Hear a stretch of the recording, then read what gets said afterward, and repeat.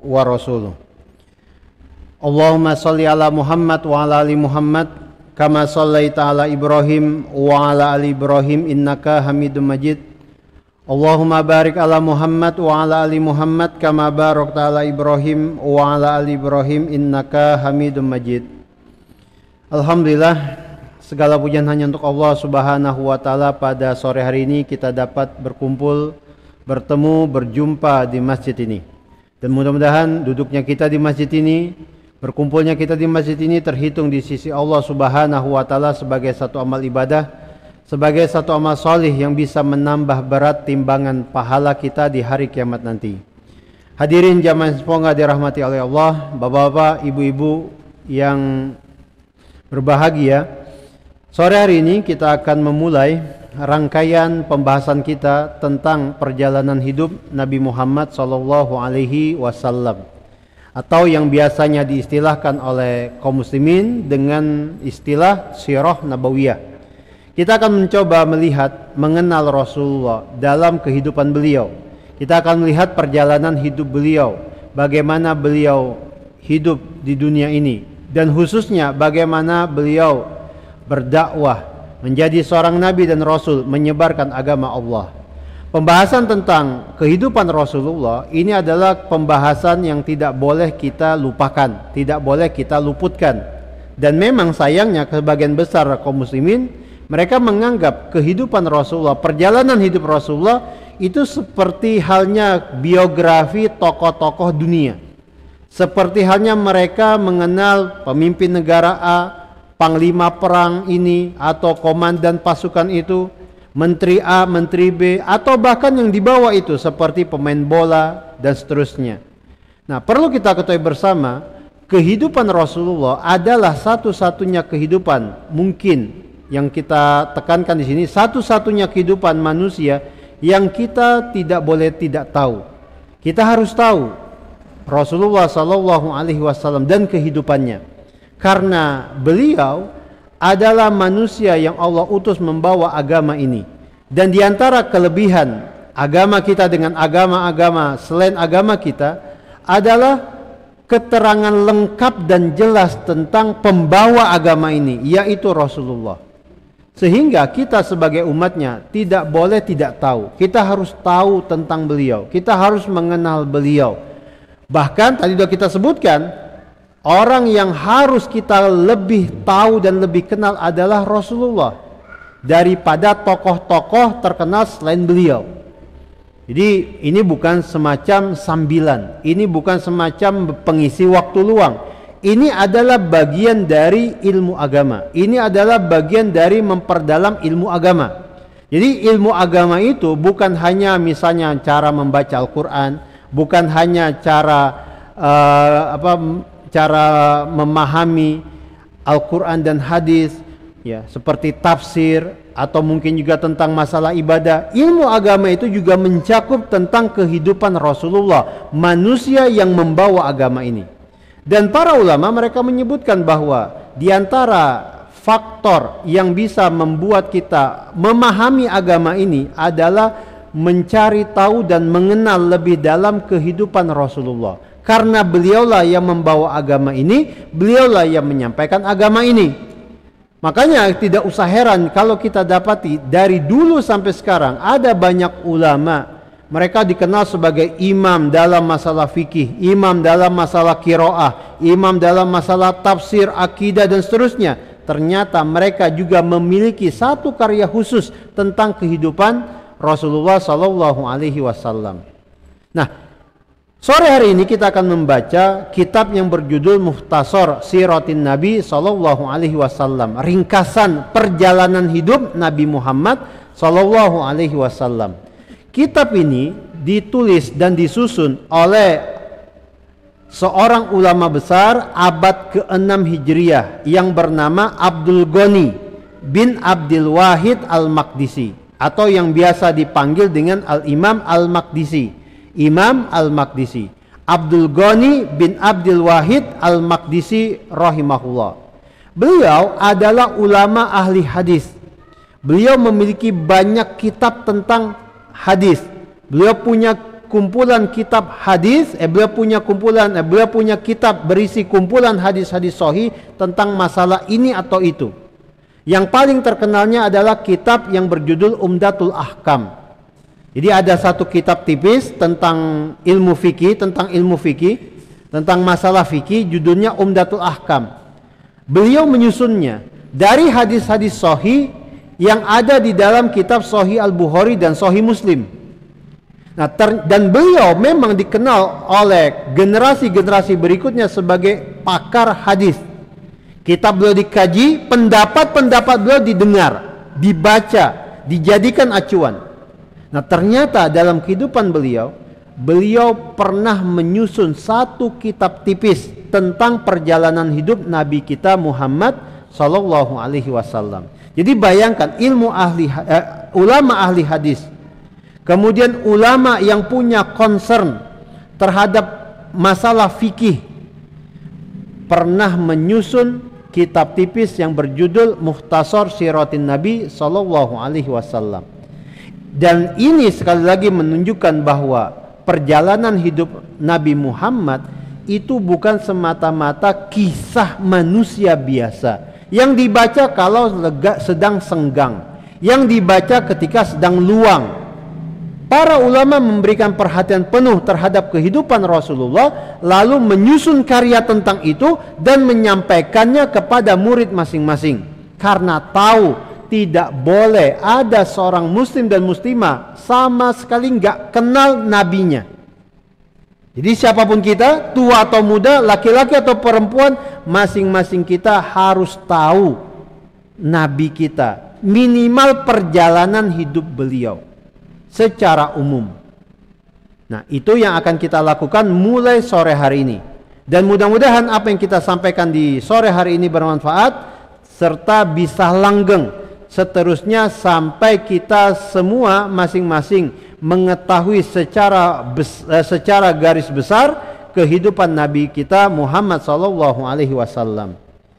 Jadi inilah kitab yang akan kita bahas, Mukhtasar Siratin Nabi, ringkasan perjalanan hidup Nabi Muhammad sallallahu alaihi wasallam yang disusun oleh Al-Imam Al-Maqdisi.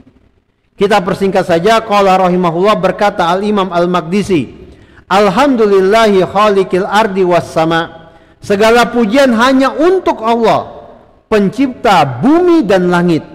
Jadi beliau membuka kitab beliau setelah basmalah itu dengan memuji Allah. Memuji Allah dalam segala urusan ini adalah di antara kebiasaan para nabi dan para rasul. Lalu dilanjutkan oleh para pengikut mereka. Jadi nggak usah heran kita dapati dalam kitab-kitab para ulama selalu dimulai dengan hamdalah, selalu dimulai dengan memuji Allah. Karena memang tanpa Allah kita bukan siapa-siapa. Tanpa Allah kita bukan apa-apa. Semua urusan kita terkait dunia ataupun akhirat itu semua karena Allah yang memudahkannya untuk kita. Contohnya tadi kita bisa sholat asar. Itu kalau Allah tidak memudahkan kita melangkah ke masjid, kita nggak akan bisa ke masjid. Kalau Allah tidak menggerakkan hati kita untuk berjalan ke masjid, kita mungkin sekarang masih ada di rumah, tergolek di masing-masing pembaringan. Atau mungkin kita di depan TV atau di depan akuarium, sedang makan, sedang ngeriung dengan keluarga. Jadi tanpa Allah kita bukan apa-apa. Tanpa Allah kita bukan siapa-siapa. Ketika kita menyadari kita bisa sholat, bisa duduk di sini, hadir di sini, menyimak perjalanan hidup Rasulullah, maka pada waktu itu kita harus sadar ini adalah nikmat Allah berikan kepada kita dan Allah tidak berikan kepada yang lainnya. Sehingga alhamdulillah, segala pujian apapun bentuk pujiannya hanya untuk Allah dan hanya kepada Allah. Makanya kata alhamdulillah itu selalu digunakan di awal perkara, di setiap urusan. Apakah perkara dan urusannya itu baik ataukah mungkin menurut kita itu buruk? Makanya kan Rasulullah mengajarkan kalau mendengarkan kabar baik, ketika mendapatkan nikmat yang banyak, mendengarkan sesuatu yang membahagiakan, membacanya apa? Alhamdulillah alladzi bi ni'matihi tatimmus sholihat. Jadi dengar cerita gaji kita mau naik nih, atau misalnya dengar cerita istri kita mengandung lagi, atau dengar kabar teman kita misalnya dapat promosi, ya, atau kita dapat kabar lewat WhatsApp ada yang transfer barusan, ya, bukan karena bayar hutang tapi transfer hadiah untuk kita. Alhamdulillah alladzi binikmatihi tatimmus sholihat. Segala pujian hanya untuk Allah yang dengannya lah, dengan nikmatnya lah sempurna segala amal-amal solih.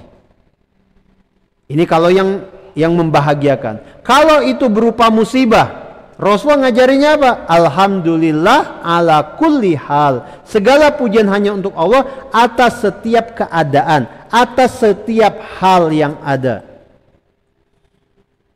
Jadi beliau buka dengan alhamdulillahi khaliqil ardi was sama. Segala pujian hanya untuk Allah, pencipta bumi dan langit, dan memang Allah lah yang menciptakan segala sesuatu.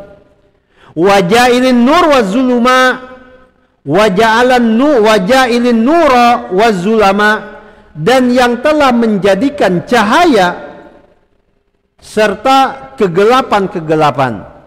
Jadi di sini beliau menyebutkan cahaya itu dalam bentuk single.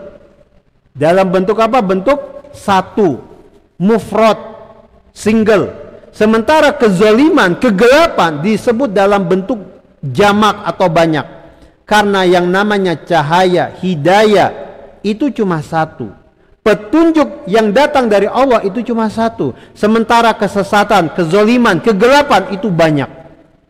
Jadi beliau katakan segala pujian hanya untuk Allah yang telah menjadikan an-nur, ya, dan telah menjadikan banyak kegelapan.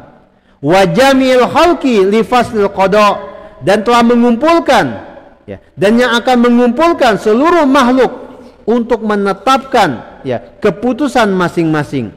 Li fauzil muhsinin wa syikwati ahli syika, ya, untuk kemenangan orang-orang yang melakukan kebaikan dan kesengsaraan orang-orang yang melakukan hal-hal yang celaka. Jadi beliau ingatkan kepada kita bahwasanya nanti Allah akan mengumpulkan kita semua di padang mahsyar. Siapapun kita, nanti jalan terakhirnya hanya satu dari dua, ke surga ataupun ke neraka. Ke surga atau ke neraka. Yang mengerjakan kebaikan-kebaikan, dialah orang yang beruntung, dia akan masuk surga. Yang mengerjakan keburukan, kejahatan, kejelekan, dan apapun itu, dia tempat kembalinya adalah neraka, dan dialah orang yang sengsara. Nah, beliau sebutkan itu untuk mengingatkan kita semua. Wa asyhadu an la ilaha illallah wahdahu la syarikalah, dan aku persaksikan tiada sembahan yang berhak diibadahi dengan benar kecuali Allah satu-satunya, tiada sekutu bagi Allah dalam peribadatan. Syahadatan yash'adu biha qailuha yaumal jaza. Syahadat yang tadi beliau ucapkan ini adalah bentuk syahadat yang akan membuat bahagia siapapun yang mengucapkannya di hari kiamat nanti. Dan memang dengan syahadat itulah para nabi dan para rasul mengajak.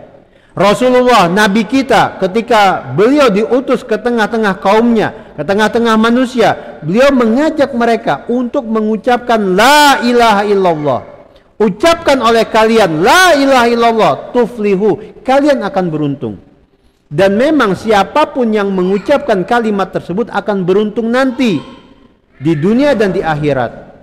Dengan syarat ketika dia mengucapkannya, ucapannya itu bukan semata-mata ucapan di lisan, tetapi itu adalah janji dan tekad di dalam hati untuk diwujudkan dalam praktek sehari-hari. Tidak ada yang berhak diibadahi dengan benar kecuali Allah. La ilaha illallah artinya tidak ada yang berhak diibadahi dengan benar kecuali Allah. Hanya Allah. Selain Allah tidak boleh disembah. Selain Allah tidak boleh dituju dalam setiap ibadah. Ibadah apapun itu hanya untuk Allah, hanya kepada Allah, tidak boleh dicampur dengan apapun selain Allah. Makanya kan kita dapati orang yang melakukan ibadah apapun ibadah itu, tetapi di dalamnya tercampur dengan niat supaya dilihat sama orang, supaya mendapatkan pujian, ibadahnya itu menjadi apa? Hangus. Tadi misalnya kita sholat, Ketika kita tadi sholat, dalam hati kita ada niatan supaya dilihat sama Bapak DKM, supaya dipuji, wah ini orang soleh, ini orang rajin ibadah, ini orang taat kepada Allah. Ada niatan seperti itu saja, maka sholat asar tadi yang kita lakukan menjadi hangus, nol nilainya. Ketika bercampur dengan niat lain selain Allah, ketika bercampur dengan niatan untuk mendapatkan pujian dari manusia, bukan mendapatkan pahala dari Allah. Jadi kata beliau Imam Al-Maqdisi, siapapun yang mengucapkan syahadat tadi, dia akan berbahagia nanti di hari pembalasan. Wa sallallahu ala sayyidil mursalin wal anbiya Muhammad, dan semoga salawat senantiasa tersampaikan kepada pemimpin para rasul dan pemimpin para nabi, yaitu Muhammad. Semoga salawat Allah senantiasa tersampaikan, tercurah kepada pemimpin para rasul dan para nabi, Muhammad sallallahu alaihi wasallam. Hadirin jamaah semoga dirahmati oleh Allah, perlu diingat, salawat Allah untuk rasulnya itu artinya doa, pujian dan limpahan rahmat kepada rasulnya. Ini arti dari salawatullah kepada rasulnya. Dan kita berdoa semoga Allah selalu bersolawat kepada nabinya. Maksudnya apa? Selalu memuji nabinya, selalu mencurahkan rahmatnya kepada nabinya Muhammad sallallahu alaihi wasallam, wa alihi wa sahbihi wan nujaba. Dan juga semoga salawatullah senantiasa tercurah kepada keluarga Rasulullah, kepada sahabat-sahabat beliau, dan kepada orang-orang mulia. Jadi beliau membuka dengan pujian kepada Allah, lalu mengucapkan syahadat dan bersalawat kepada Nabi Muhammad sallallahu alaihi wasallam. Kemudian kata Imam Al-Maqdisi, wa ba'du, dan amma ba'du, fahadhihi jumlatun muhtasaratun min ahwali sayyidina wa nabiyyina al-Mustafa Muhammad sallallahu alaihi wasallam. Ini adalah kalimat-kalimat ringkas dari cerita-cerita terkait pemimpin kita dan nabi kita al-Mustafa, orang yang dipilih, Muhammad sallallahu alaihi wasallam. Jadi beliau menyebutkan kepada kita bahwa apa yang ada di dalam kitab ini hanyalah kalimat-kalimat ringkas, tidak berpanjang-panjang kata, tidak bertele-tele dalam hal maksud. Kitab ini, hadirin jamaah sekalian, perlu diingat, kitab ini beliau susun ketika ada seorang rahib Nasrani pengen tahu lebih jauh tentang Nabi Muhammad, tetapi butuhnya dalam waktu cepat, tidak berpanjang-panjang kata, tidak berpanjang-panjang majelis. Akhirnya beliau diktekan kepada murid beliau, jadilah kitab ini. Nah, dengan disampaikan isi kitab ini kepada seorang rahib yang tadi meminta itu, rahib itu istilah untuk ulama dari agama Nasrani. Jadi ulama Kristen dan bahasa Arabnya disebut dengan istilah rahib. Ketika rahib tersebut meminta, disampaikanlah apa yang tertuang dalam kitab ini. Setelah disampaikan apa yang ada dalam kitab ini, rahib tersebut masuk Islam. Jadi cerita di balik penyusunan kitab ini adalah permintaan seorang rahib Nasrani, seorang ulama Nasrani. Dia pengen tahu tentang Nabi kita, maka dia tanya. Lalu dijawab dengan jawaban yang itu sudah cukup memberikan keterangan bagi rahib tersebut. Inilah kitab yang dimaksud. Jadi kata beliau, isi kitab ini adalah kalimat-kalimat ringkas tentang Nabi kita, tentang orang yang dipilih untuk kita, Muhammad sallallahu alaihi wasallam. La yastaghni anha ahadun minal muslimin. Siapapun orangnya dari kalangan kaum muslimin, dia nggak boleh merasa cukup dari mengetahui Nabi Muhammad sallallahu alaihi wasallam. Jadi siapapun orangnya, dia harus mencari tahu, mengenal siapa orang yang diutus kepadanya membawa agama dari Allah. Nafa'anallahu biha wa man qara'aha wa sami'aha. Mudah-mudahan Allah memberikan kita manfaat melalui kalimat-kalimat yang ada dalam kitab ini, dan siapapun yang membaca kitab ini serta mendengarkan apa yang dibaca dalam kitab ini. Jadi hadirin, beliau Imam Al-Maqdisi mendoakan kita semua yang membacanya seperti saya, kemudian yang mendengarkannya seperti bapak-bapak dan ibu-ibu yang hadir di sini. Mudah-mudahan apa yang kita sampaikan ini bermanfaat dan mendatangkan manfaat untuk kita dan orang-orang di sekitar kita. Setelah itu beliau memulai pembahasan di kitab ini dengan menyebutkan profil Nabi kita. Kata beliau, ya, Huwa Abul Qasim. Nabi kita itu dipanggil dengan Abul Qasim. Abul Qasim itu artinya bapaknya si Qasim. Karena Nabi kita anak pertamanya yang laki-laki bernama Al-Qasim. Jadi beliau biasa dipanggil dengan para sahabat beliau dengan sebutan Abul Qasim. Ya Abul Qasim, wahai Abul Qasim, wahai bapaknya si Qasim. Nah, panggilan Abul Qasim kepada Rasulullah ini bukan panggilan yang sifatnya merendahkan, bahkan ini adalah panggilan yang memuliakan. Jadi panggilan seperti itu adalah sesuatu yang sifatnya memuliakan, bukan merendahkan. Wahai bapaknya si Qasim, karena dengan nama Al-Qasim beliau dinaikkan, dimuliakan. Ayahnya si Qasim. Dan ini tidak masalah kalau kita gunakan juga pada hari ini. Kita punya teman, punya kawan, tetangga, anaknya misalnya namanya Ahmad, kita panggil dengan Abu Ahmad. Anaknya bernama Abdullah, kita panggil dengan Abu Abdillah. Bapaknya si Abdullah, nggak masalah. Nggak perlu bahkan dengan embel-embel Pak Haji. Ya. Jadi kalau sudah pakai sebutan Abu atau Ummu, bapaknya si A atau ibunya si A, itu sudah cukup dianggap memuliakan. Bahkan kita dapati prakteknya, ya, kalau ada ulama datang ke Indonesia dari Saudi atau Yaman, lalu kita panggil dia dengan sebutan kayak begini. Mungkin ulamanya itu punya anak namanya Abdurrahman, kita panggil, wahai Abu Abdurrahman, ya Aba Abdurrahman. Itu ulama tersebut senang, sumringah, gak tersinggung bahkan. Padahal beliau biasa dipanggil dengan sebutan Syekh. Ya Syekh, biasanya kan kayak gitu. Tapi ketika kita panggil ya Aba Abdurrahman, wahai bapaknya Abdurrahman, ulama tersebut senang, senyum kepada kita. Kenapa? Karena itu panggilan yang sifatnya memuliakan. Jadi kalau misalnya dipanggil begitu, ingat itu bentuk pemuliaan, bentuk penghormatan. Dan ini terjadi berulang-ulang. Ada ulama datang dari Saudi, kita panggil, kita jabat tangannya. Ternyata ulama tersebut biasa dipanggil dengan Abu Abdillah, ya Aba Abdillah.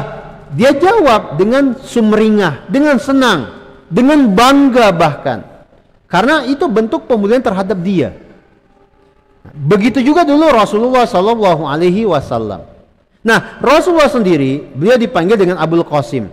Nama beliau Muhammad, ayah beliau adalah Abdullah, dan kakek beliau adalah Abdul Muttalib. Jadi Muhammad bin Abdillah bin Abdul Muttalib, bin Abdul Muttalib. Ini nama beliau Muhammad. Kemudian ayah beliau bernama Abdullah, kakek beliau bernama Abdul Muttalib.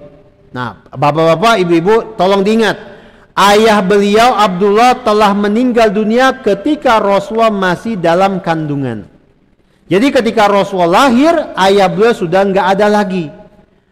Maksudnya apa? Beliau yatim.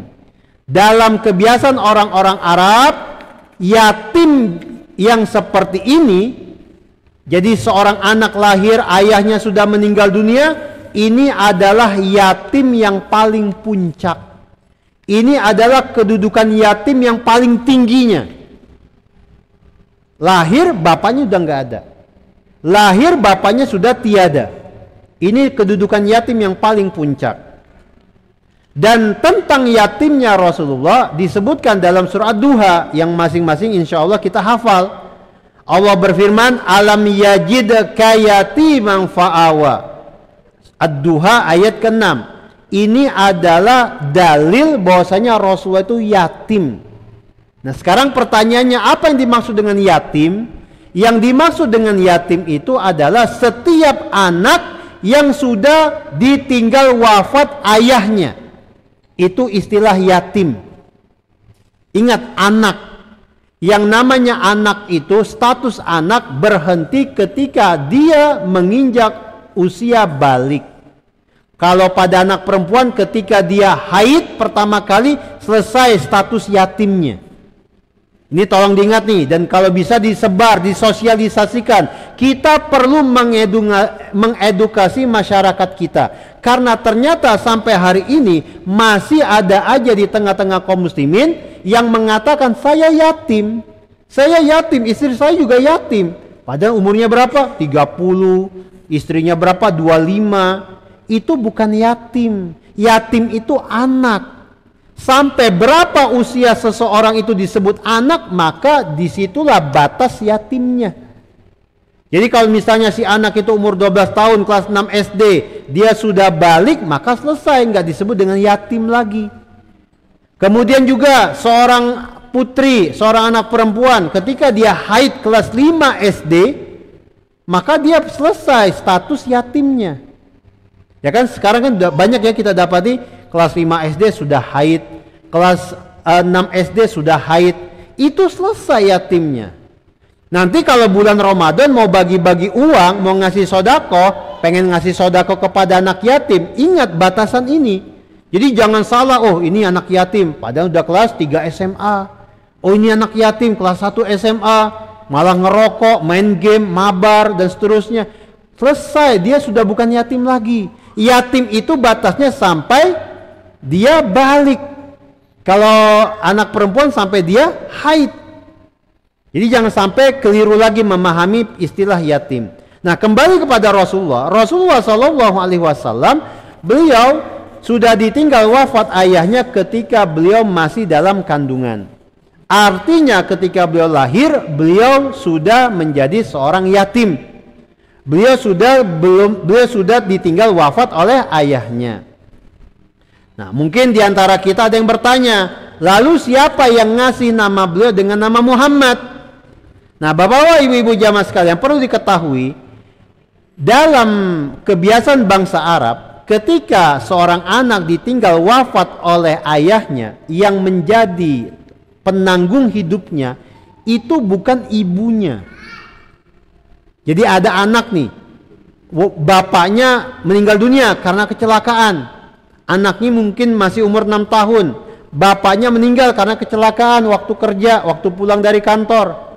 Sekarang pertanyaan, siapa yang menanggung hidup dia? Maka jawabannya, yang menanggung hidup anak yatim ini adalah keluarga bapaknya, bukan ibunya. Jadi ibunya yang menjanda itu sebenarnya nggak punya kewajiban menanggung nafkah anak ini. Yang punya kewajiban adalah keluarga bapaknya. Dalam hal ini siapa? Kalau dia punya kakek, kakeknya. Kalau kakeknya sudah meninggal dunia, pamannya. Kalau pamannya banyak, paman-pamannya. Dari jalur siapa? Ayah. Dari jalur siapa? Bapak.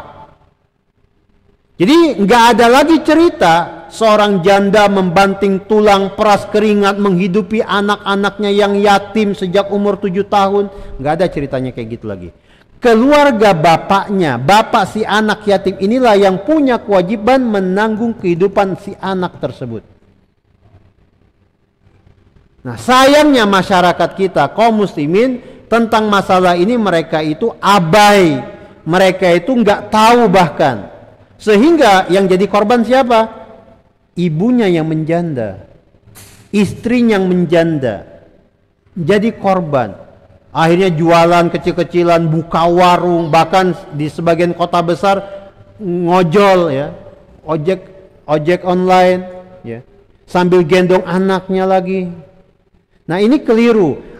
Keluarga si bapak yang punya kewajiban menanggung anak-anak yatim ini. Nah, begitu juga dengan Rasulullah. Ketika Rasulullah dalam kondisi yatim, maka yang menanggung beliau adalah kakek beliau dari jalur ayah, yaitu Abdul Muttalib. Abdul Muttalib lah yang kemudian memberi nama beliau dengan nama Muhammad. Jadi ketika Rasulullah berumur 7 hari, beliau dikasih nama dengan nama Muhammad oleh Abdul Muttalib, kakek beliau. Lalu beliau diumumkan namanya itu kepada orang-orang. Muhammad. Apa arti Muhammad? Muhammad artinya manusia yang sempurna sifat terpujinya. Manusia yang paling baik sifat terpujinya. Jadi nama Muhammad itu artinya bukan orang yang terpuji, tapi orang yang sempurna sifat terpujinya. Kalau orang yang terpuji, bahasa Arabnya adalah Mahmud. Mahmud artinya orang yang terpuji. Muhammad orang yang sempurna sifat terpujinya. Jadi nama Muhammad itu nggak main-main. Itu nama berat. Ya, nama berat. Ada semacam beban moral pada diri kita orang tua ketika menamai anak kita dengan nama Muhammad. Tapi nggak masalah. Kita namai anak kita dengan nama Muhammad, harapan kita mudah-mudahan si anak dengan nama Muhammad berakhlak seperti akhlak Nabi kita, Nabi Muhammad Sallallahu Alaihi Wasallam. Nah, sekarang kita beralih. Kata Imam Al-Maqdisi, wa ummu Rasulillah Aminatu bintu Wahab. Sedangkan ibu Rasulullah namanya Aminah, putri Wahab. Nah, bapak-bapak, ibu-ibu tolong perhatikan. Aminah, ibu Rasulullah, ini sebenarnya adalah putri seorang pemimpin kabilah. Jadi Rasulullah keturunan Abdul Muttalib, pemimpin Quraisy waktu itu. Nah, dari jalur ibu Rasulullah adalah putri pemimpin kabilah. Kabilah Bani Zuhra. Kabilah Bani Zuhra. Nah, ketika Aminah ini mengandung Rasulullah, lalu hendak melahirkan, yang membantu proses persalinan Aminah adalah ibu Abdurrahman bin Auf. Namanya Asy-Syifa. Namanya siapa? Asy-Syifa. Jadi dibantu persalinan itu, lalu lahirlah dengan selamat seorang bayi yang nanti menjadi seorang nabi dan rasul. Sekarang kita beralih, kapan dilahirkannya Rasulullah? Wulida Rasulullah bi Makkah. Rasulullah dilahirkan di kota Mekkah. Amal fil, tahun gajah. Tahun gajah ini adalah tahun yang kalau kita konversikan ke dalam hitungan Masehi itu sama dengan tahun 571 Masehi. Disebut dengan tahun gajah karena pada tahun itu datang tentara bergajah hendak menghancurkan Ka'bah. Maka orang-orang Quraisy menyebut tahun itu dengan tahun gajah, tahun datangnya tentara bergajah. Jadi Rasulullah dilahirkan pada tahun gajah. Tahun gajah ini sekitar 53 tahun sebelum hijrahnya Rasulullah ke Madinah. 53 tahun sebelum hijriyah. Tahun 53 sebelum hijrah. Kayak gitu cara menyebutnya. Fi syahri Rabiul Awal. Nabi kita dilahirkan pada bulan Rabiul Awal. Yaumal Isnin, pada hari Senin. Rasulullah dilahirkan pada hari Senin karena seperti itulah beliau bercerita. Jadi suatu hari Rasulullah pernah ditanya tentang saum hari Senin. Maka Rasulullah menjawab, fihi wulidtu wa fihi unzila alayya. Hari Senin itu adalah hari yang aku dilahirkan padanya. Hari Senin itu adalah hari yang aku diangkat menjadi nabi padanya. Jadi hari Senin adalah hari lahirnya Rasulullah. Nah, sampai di sini kita bisa simpulkan tentang kelahiran Rasulullah, semuanya sepakat dari kalangan para ulama. Beliau dilahirkan hari Senin di tahun gajah. Kemudian juga di bulan Rabiul Awal. Para ulama mereka berbeda pendapat tentang tanggalnya. Tentang tanggalnya. Ada beberapa pendapat terkait tanggal berapanya. Sebagian ulama mengatakan Rasulullah lahir tanggal 2. Sebagian ulama mengatakan Rasulullah lahir tanggal 8. Sebagian ulama mengatakan Rasulullah lahir tanggal 10. Dan sebagian lagi mengatakan tanggal 12. Nah, Imam Al-Maqdisi penyusun kitab ini, beliau berpendapat Rasulullah lahir tanggal 2. Jadi artinya pendapat tanggal 12 Rabiul Awal itu salah satu pendapat dari beberapa pendapat. Dan ternyata kaum muslimin Indonesia di negeri kita, mereka memilih pendapat Rasulullah lahir tanggal 12. Rasulullah lahir tanggal 12 Rabiul Awal. Ini pendapat yang dipilih oleh sebagian besar penduduk di negeri kita. Penyusun kitab ini sendiri berkata tanggal 2 Rabiul Awal, hari Senin pada tahun gajah. Baik, kita lanjutkan. Kata Imam Al-Maqdisi, wa mata abuhu Abdullah wa huwa hamlun. Ayah Rasulullah Abdullah meninggal dunia ketika Rasulullah masih dalam kandungan. Wa mata ummuhu wa huwa ibnu sitti sinin. Dan meninggal dunia ibu Rasulullah ketika Rasulullah berumur 6 tahun. Ketika Rasulullah berumur 6 tahun. Kemudian setelah wafatnya ayah beliau, kemudian ibu beliau, maka yang menanggung jawabi, menjaga kehidupan Rasulullah secara utuh adalah kakek beliau, Abdul Muttalib. Abdul Muttalib ini adalah pemimpin suku Quraisy di zaman hidupnya. Abdul Muttalib, kakek Rasulullah ini adalah seorang tokoh terpandang di masa hidupnya. Di antara sebab kenapa Abdul Muttalib dipandang itu karena Abdul Muttalib adalah orang yang menemukan kembali mata air Zam-Zam. Kan kita sama-sama tahu bahwasanya mata air Zam-Zam itu kan muncul di zaman Nabi Ismail. Nah, ternyata sepeninggal Nabi Ismail, mata air Zam-Zam itu sempat ditimbun oleh sebagian orang yang menginginkan kerusakan di Mekkah. Tertimbullah mata air Zam-Zam berabad-abad lamanya. Lalu ditemukan kembali oleh Abdul Muttalib, kakeknya Rasulullah.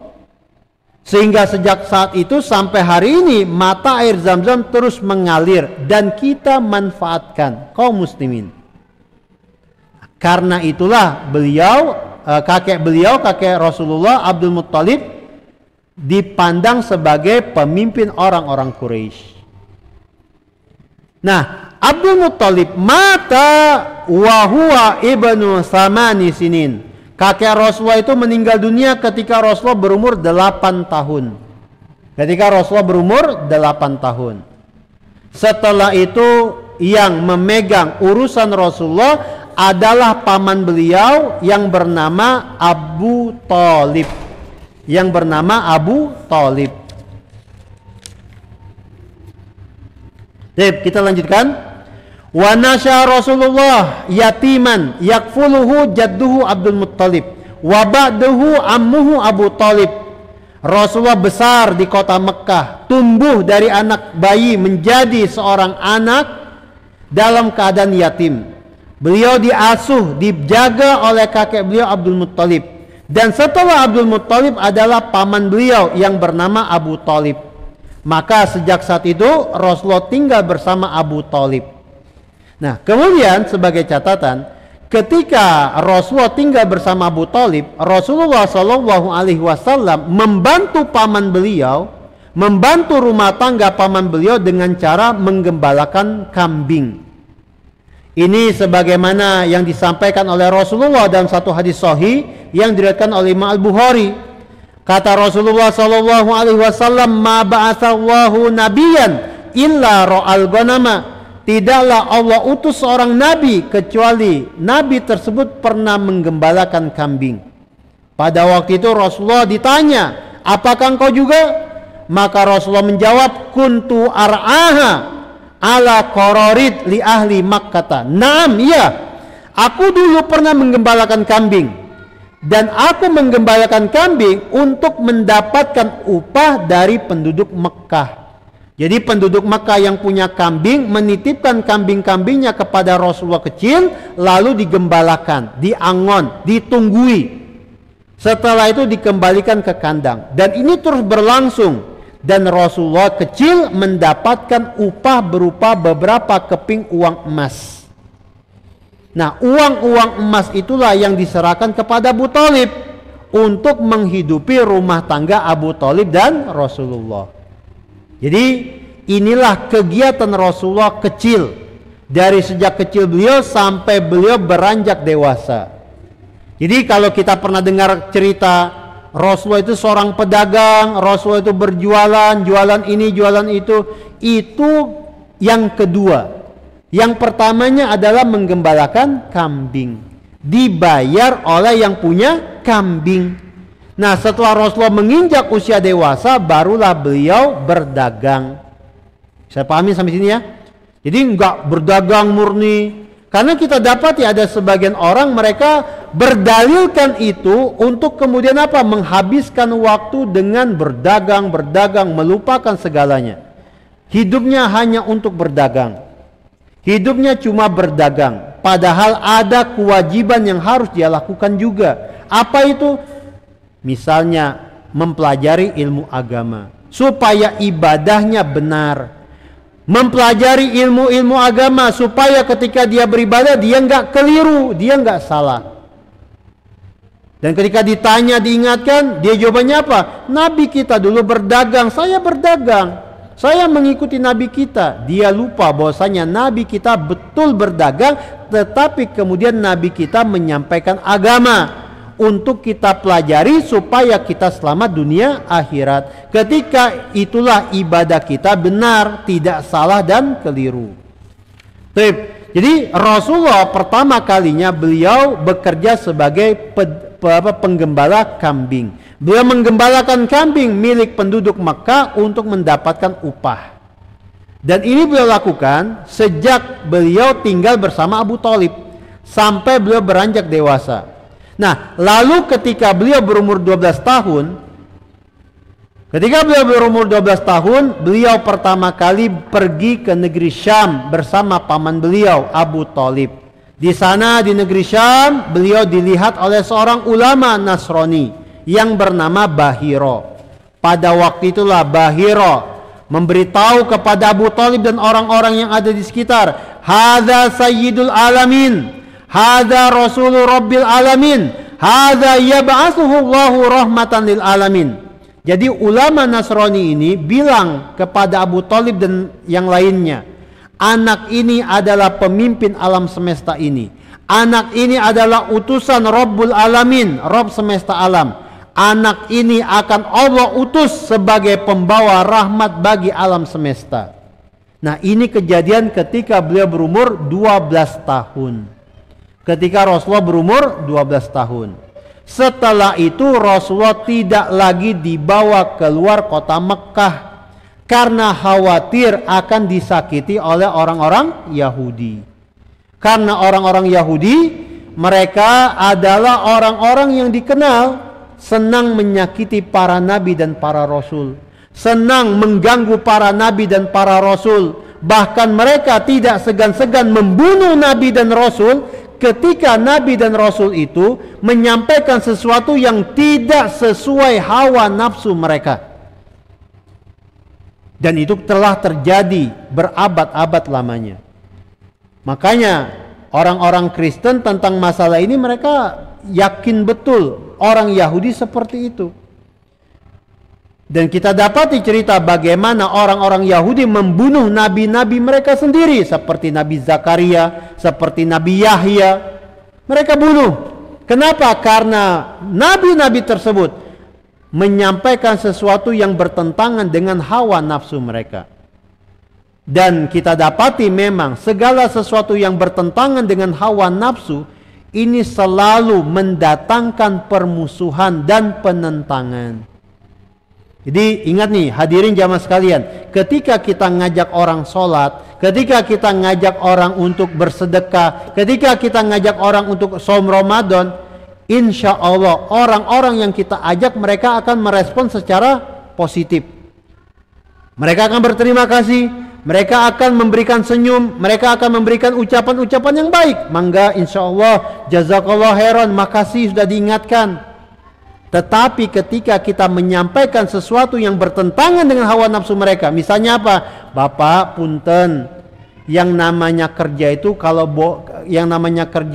jangan di sektor yang sifatnya ribawi. Oh, itu langsung mendapatkan apa? Penentangan.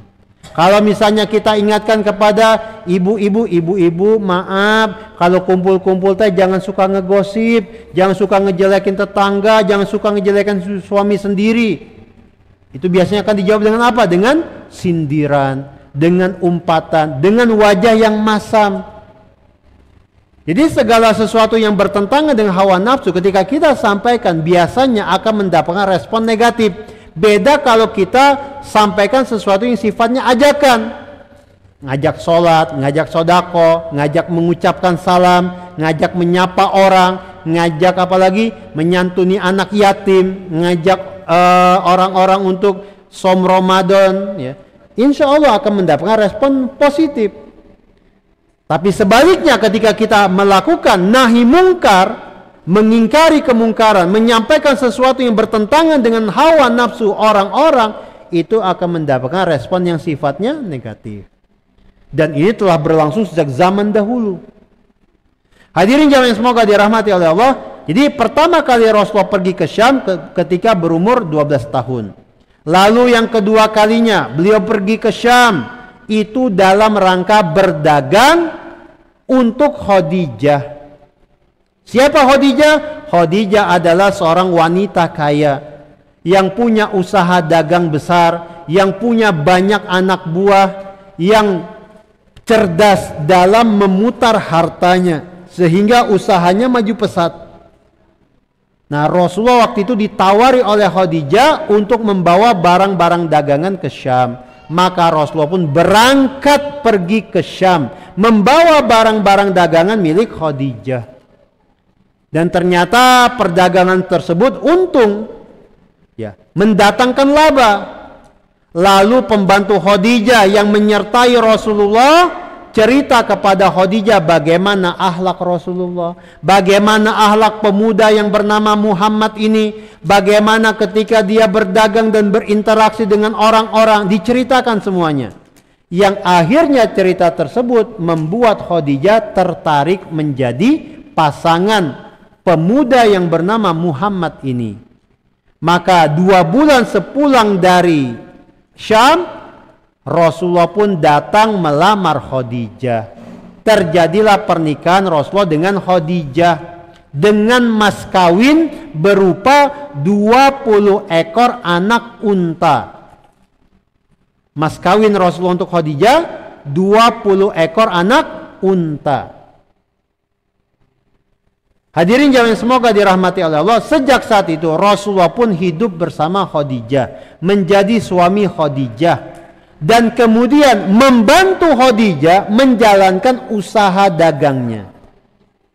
Menjalankan usaha dagang Khadijah. Ini berlangsung sampai kemudian Rasulullah berumur 40 tahun. Falamma balago arba'ina sanah ihtassahullahu bikaromatihi wa bata'athahu birisalati. Ketika Rasul menginjak umur 40 tahun, Allah khususkan beliau dengan kemuliaan untuk beliau. Allah utus beliau dengan risalah yang datang dari Allah. Maka di umur 40 tahunlah Rasulullah menjadi seorang nabi. Rasulullah Shallallahu Alaihi Wasallam menjadi seorang nabi itu dengan mendapatkan wahyu berupa surat Al-Alaq ayat 1-5. Iqra bismi rabbikal ladzi khalaq, dan seterusnya sampai ayat kelima. Ini wahyu pertama. Turun kepada Rasulullah dibawa oleh malaikat Jibril, dan Rasulullah pun resmi menjadi seorang nabi. Resmi menjadi seorang nabi. Nah sekarang sebelum kita lanjut, apa itu nabi? Yang dimaksud dengan nabi adalah orang yang membawa kabar besar, orang yang membawa berita besar. Karena yang namanya nabiyun itu berasal dari kata naba. Naba artinya berita besar. Apa maksudnya berita besar? Hari kiamat. Karena setiap nabi dan rasul ketika datang diutus ke tengah-tengah manusia, mereka memperingatkan manusia tentang adanya hari kiamat. Hari yang di sana setiap orang siapapun dia akan diadili, lalu diputuskan kemana dia kembali, apakah ke surga ataukah ke neraka. Orang-orang yang beruntung itu kembalinya ke surga. Orang-orang yang sial itu kembalinya ke neraka. Dan ingat, tempat kembali kita sebenarnya adalah surga. Karena dulu ayah dan ibu kita, Adam dan Hawa, tempatnya di surga. Karena tipu daya iblis, mereka diusir dari surga, melata di dunia ini. Nah, iblis bersumpah akan menjerumuskan anak keturunan Adam supaya bisa masuk ke neraka semuanya. Itu sumpah iblis. Dan orang-orang yang beruntung adalah orang-orang yang selamat lalu bisa kembali ke rumahnya, yaitu surga. Orang-orang yang gak beruntung, orang-orang yang sial adalah orang-orang yang gak bisa pulang ke rumahnya, tapi masuk ke dalam neraka menemani iblis yang telah Allah laknat sebagai penghuninya. Nah, para nabi, para rasul, mereka datang menyampaikan peringatan, hati-hati. Nanti ada hari kiamat. Setiap kita akan dibangkitkan dari kubur kita. Lalu dikumpulkan di padang mahsyar. Lalu diadili. Kemudian diputuskan kemana akan kembali. Surga ataukah ke neraka. Maka dari itu Rasulullah SAW mendorong kita untuk setiap hari berdoa, Allahumma ajirna minan nar, Allahumma ajirna minan nar, Allahumma ajirna minan nar. Ya Allah, selamatkan kami dari api neraka. Ya Allah, selamatkan kami dari api neraka. Ya Allah, selamatkan kami dari api neraka. Setiap hari kita didorong untuk berdoa, meminta perlindungan dari api neraka sebanyak 3 kali. Allahumma ajirna minan nar. Karena siapapun kita, tidak akan ada yang menjamin selamat tiba di surga. Ada di antara kita yang sampai ke surga. Ada di antara kita yang masuk neraka. Na'udzubillah. Nah, kembali ke sini. Jadi Rasulullah diangkat menjadi nabi dengan turunnya surah Al-Alaq ayat 1 sampai 5. Ayat 1 sampai 5. Lalu beberapa hari setelah itu beliau mendapatkan wahyu yang kedua berupa surat Al-Muddatsir ayat 1 sampai 5. Ya ayyuhal muddatsir kum fa'anzir wa rabbaka, dan seterusnya. Al-Muddatsir ayat 1 sampai 5 ini wahyu kedua yang turun kepada beliau, kepada Rasul kita, kepada Nabi kita. Dengan turunnya Al-Muddatsir ayat 1 sampai 5, maka beliau yang tadinya seorang nabi sekarang dipilih menjadi seorang rasul juga. Ingat, tidak setiap nabi itu rasul, tetapi yang namanya rasul sudah pasti nabi. Allah mengutus sebanyak 124.000 orang nabi. Dan dari jumlah sebanyak itu Allah pilih 315 orang sebagai seorang rasul. Jadi nabi kita adalah seorang nabi sekaligus seorang rasul. Apakah di sana ada seorang nabi saja, bukan rasul tapi nabi? Jawabannya ada. Contohnya siapa? Nabi Adam. Contohnya siapa lagi? Nabi Idris, Nabi Syith. Mereka adalah para nabi, bukan para rasul. Kenapa? Karena di zaman mereka belum ada yang namanya kesyirikan. Kesyirikan pertama kali muncul di zaman Nabi Nuh. Maka Nabi Nuh diangkat sebagai rasul. Tugasnya adalah mengingatkan orang-orang yang melakukan kesyirikan itu supaya beribadah kepada Allah saja. Dan setelah itu terjadilah dan terus terjadi kesyirikan di mana-mana. Allah kirim para rasul untuk mengingatkan orang-orang yang melakukan kesyirikan itu supaya bertobat. Karena tidak ada dosa yang bisa mengekalkan seseorang di dalam neraka kecuali kesyirikan. Siapapun orangnya, tua ataupun muda, laki-laki ataupun perempuan, ketika dia melakukan kesyirikan dan dia tidak bertobat sampai meninggal dunia, maka dia akan kekal selama-lamanya di neraka. Makanya tugas seorang rasul itu berat. Mengingatkan manusia tentang bahayanya kesyirikan, mengajak mereka untuk menyembah Allah saja. Ibadah apapun hanya kepada Allah saja, bukan kepada selain Allah. Jangan sampai tercampur dengan selain Allah. Nah, itu tugas para rasul. Jadi Rasulullah diangkat menjadi nabi sekaligus rasul juga. Wahyu pertama Al-Alaq 1-5, wahyu kedua Al-Muddatsir ayat 1-5. Setelah itu beliau sallallahu alaihi wasallam pun memulai dakwah beliau, mengajak manusia, mengingatkan mereka untuk menjadikan Allah saja dalam setiap ibadah. Beliau datangi orang-orang, beliau ajak mereka untuk mengucapkan kalimat la ilaha illallah.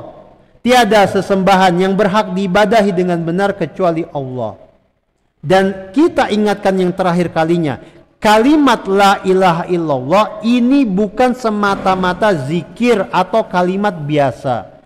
Kalimat la ilaha illallah adalah pernyataan, ikrar, proklamasi, sekaligus janji kepada diri sendiri bahwa sejak mengucapkan kalimat itu tidak akan mengibadahi apapun kecuali Allah saja. Segala sesuatu selain Allah itu sesuatu yang batil. Apakah itu pohon keramat, batu keramat, apakah itu salib, apakah itu jin yang gentayangan. Segala sesembahan selain Allah itu semua batil. Yang hak hanya Allah, satu-satunya yang harus disembah. Jadi ketika seseorang mengucapkan la ilaha illallah, ingat, itu tuh bukan semata-mata kalimat biasa. Itu tuh adalah proklamasi, pernyataan. Dengan mengucapkan kalimat ini, yang aku sembah cuma Allah saja. Selain Allah tidak akan aku sembah. Selain Allah aku tidak akan menyembahnya, apapun itu. Jadi kalimat la ilaha illallah ini berat. Ini adalah sesuatu yang betul-betul harus kita perhatikan, kita berikan kemampuan dan upaya kita untuk mewujudkannya. Dan sayangnya di zaman sekarang ada banyak orang yang lupa tentang itu. Setiap hari ngucapin la ilaha illallah, tapi apa? Masih saja dia datang ke tempat-tempat keramat, minta kepada penunggu pohon keramat, penunggu tempat keramat, penunggu kuburan keramat. Padahal yang berhak diibadahi itu hanya Allah. Tempat meminta hanya Allah. Tempat kembali segala sesuatu hanya Allah. Yang berhak diibadahi hanya Allah. Allah yang menciptakan kita semua, Allah yang menghidupkan, Allah yang mematikan, Allah yang mengatur segala urusan, Allah yang ngasih kita segala hal, rezeki, makanan, minuman, umur kita. Karena itulah Allah saja yang harus kita sembah satu-satunya. Selain Allah adalah sesuatu yang batil. Tidak boleh disembah, tidak boleh diibadahi. Nah, Rasulullah dakwah beliau adalah itu, mengajak orang-orang untuk menjadikan Allah saja yang dituju dalam setiap ibadah. Berhala-berhala yang ada ditinggalkan apapun bentuknya. Sesembahan-sesembahan selain Allah ditinggal apapun itu. Mau itu matahari, bulan, mau itu bintang-bintang, mau itu pohon besar, mau itu batu keramat, mau itu penunggu tempat keramat ini atau tempat keramat itu, dan seterusnya, hanya Allah. Dan itulah yang Rasul lakukan setelah beliau diangkat menjadi nabi dan rasul. Nah, bagaimana cerita beliau berdakwah ketika beliau menjadi nabi dan rasul? Bagaimana kisah beliau menjalani dakwah beliau sebagai seorang nabi dan rasul di Mekkah selama 13 tahun dan di Madinah 10 tahun? Insya Allah akan kita bahas pada pertemuan yang akan datang. Jadi pada pertemuan pertama ini yang kita sampaikan cukuplah sampai bagaimana beliau menjadi nabi dan rasul, bagaimana beliau diangkat menjadi nabi dan rasul, dan bagaimana misi yang Allah berikan kepada beliau. Allahu a'lam bishawab. Ini yang bisa kita sampaikan pada pertemuan pertama ini. Mudah-mudahan bermanfaat. Subhanakallahumma wa bihamdika asyhadu an la ilaha illa anta astaghfiruka wa atubu ilaik. Alhamdulillah. Assalamualaikum warahmatullahi wabarakatuh.